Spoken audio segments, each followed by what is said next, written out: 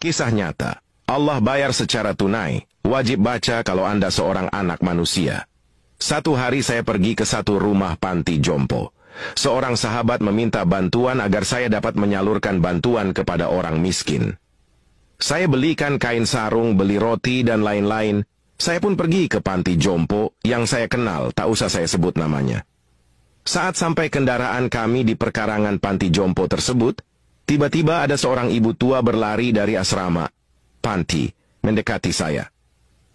Ye, anak aku datang, senangnya anak aku datang. Saya tak mengenal beliau siapa. Ibu itu memeluk saya, dia cium saya.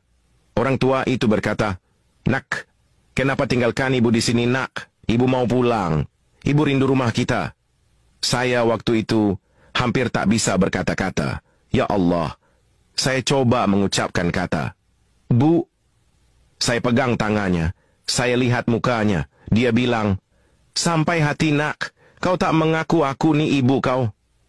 Bisa saya bayangkan bagaimana perasaan beliau begitu rindu pada anaknya. Saya coba berpura-pura, seolah-olah saya anaknya. Saya berkata, "Bu, maafkan saya ya."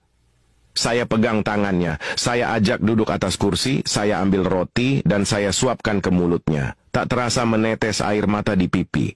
Mencoba bayangkan hati seorang ibu yang rindu kepada anaknya, bila kita anaknya mengambilkan sepotong roti, kita suapkan ke mulutnya. Bagaimana perasaan beliau? Bagaimana perasaan kita? Saya coba usap air matanya yang meleleh di pipi, dia pegang tangan saya. Subhanallah. Saya bisa merasakan bagaimana perasaan beliau yang begitu rindu kepada anaknya. Saat saya hendak pulang, dia pegang kaki saya sambil berkata, "Nak, jangan tinggalkan ibu, nak. Ibu mau balik, ibu mau pulang." Akhirnya saya minta izin dengan pihak pengawas panti di situ. Melihat data beliau, ternyata anaknya ada 5 orang. Yang paling besar bergelar Tan Sri. Orangnya memang kaya, punya nama besar dan hebat orangnya. Waktu saya izin pulang, dia pegang baju saya, dia bilang mau ikut saya pulang. Saya bilang, "Di mobil ada banyak barang." "Tak apa," kata ibu itu, "saya duduk sama barang-barang itu." Akhirnya saya izin ke pengelola panti untuk membawa ibu itu selama 5 hari saja. Pulang ke rumah saya, sholat subuh saya jadi imam, dia makmum di belakang. Saya baca doa, saya tengok air mata beliau jatuh. Selesai doa, saya salami beliau, saya cium tangannya, saya bilang, "Bu, maafkan saya ya. Waktu itu, saya tak membayangkan kalau ibu saya sudah meninggal, tapi saya bayangkan ibu ini adalah ibu saya, sebab dia rindu pada anak-anaknya." Di hari ketiga di rumah saya, waktu sholat Isya, selesai doa saya salami beliau, dia lapisi tangannya dengan kain mukenannya, dia salam.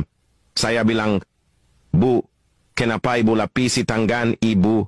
2 hari lalu ibu salam, ibu tak lapisi tangan ibu dengan saya. Kenapa hari ini ibu lapisi tangan?" Dia bilang, "Ustaz, kau bukan anak saya kan?" Subhanallah. Tiba-tiba dia sebut nama saya Ustaz. Saya bilang, "Kenapa ibu panggil saya Ustaz? Saya anak ibu." Dia berkata, "Bukan. Kalau anak saya dia tak akan seperti ini. Kalau anak saya dia tak akan jadi imam saya. Kalau anak saya dia tak akan suap saya makan." Bayangkan sahabat-sahabat, bagaimana perasaan ibu ini. Spontan saya pegang dia, saya peluk dia, saya menangis. Saya bilang, "Bu, walaupun bukan ibu saya, tapi saya sayang ibu seperti ibu saya." Saya pegang tangan ibu ini. Walaupun bukan ibu saya, tapi saya tahu hatinya sangat rindu dekat dengan anaknya. Waktu itu saya pandang wajahnya, saya bilang, "Bu, walaupun ibu saya telah tiada, tapi ibu boleh ganti menjadi ibu saya. Ibu duduklah di sini."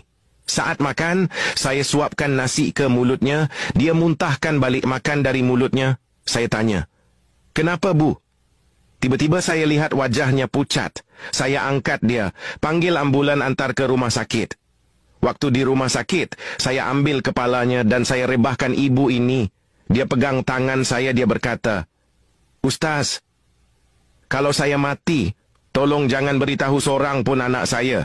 Kalau saya sudah mati, jangan beritahu mereka di mana makam saya. Kalau mereka tahu di mana kubur saya, jangan izinkan dia pegang batu nisan saya. Saya pegang beliau, saya berkata, Bu, jangan ngomong seperti itu, Bu. Istri saya menangis di sebelah, anak saya menangis di sebelah memegang dia. Kami pegang dia. Bu, jangan ngomong seperti itu, Bu.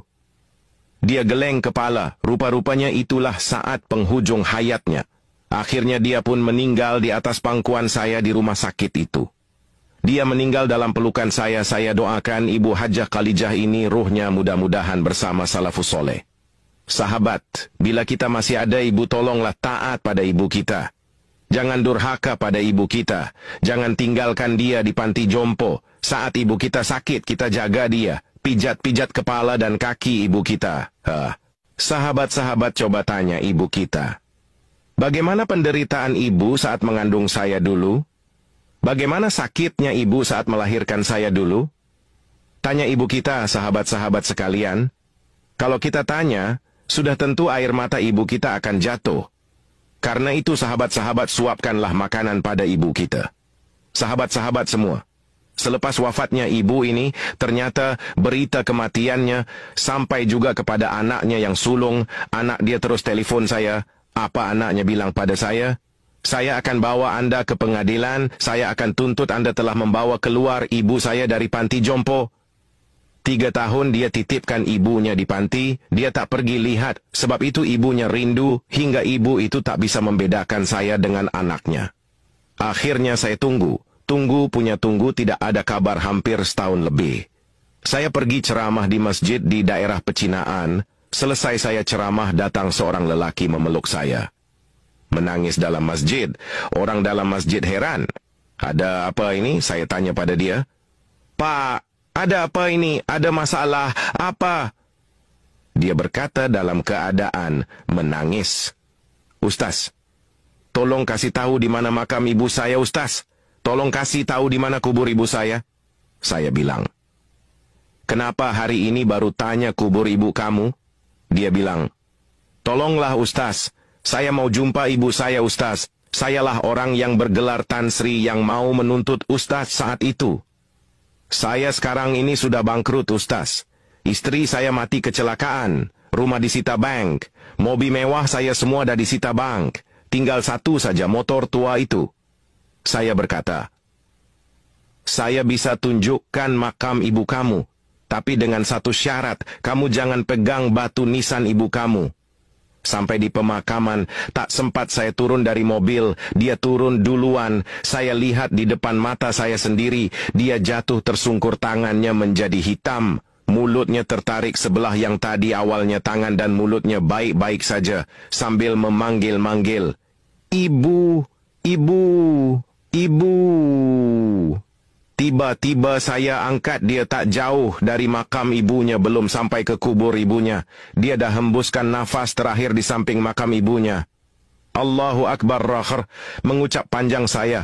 Allah Subhanahu wa Ta'ala tunjukkan kepada saya di kehidupan ini balasan anak yang durhaka pada ibu dan ayahnya. Semoga kisah ini menjadi pelajaran di luar sana. Ambillah iktibar dari kisah di atas. Dan apabila mata ibumu sudah tertutup, maka hilanglah satu keberkatan di sisi Allah, yaitu doa seorang ibu. Sobat, sekarang Anda memiliki 2 pilihan. 1. Membiarkan sedikit pengetahuan ini cuma hanya Anda ditonton di sini. Atau 2. Membagikan pengetahuan ini ke semua teman YouTube-mu, ke semua teman kontakmu, insyaallah bermanfaat dan akan menjadi pahala bagimu. Amin. Silahkan di-share. Ya, semoga yang share dan subscribe channel Cerita Productions ini ditambahkan rezekinya oleh Allah Subhanahu wa Ta'ala dan diangkat penyakitnya. Amin. Dipanjangkan umurnya. Semoga yang berkomentar, amin, dijauhkan dari segala penyakit, diberi sehat walafiat, rezekinya melimpah ruah dan keluarganya bahagia dan bisa masuk surga melalui pintu mana saja. Amin ya Rabbal Alamin. Semoga bermanfaat.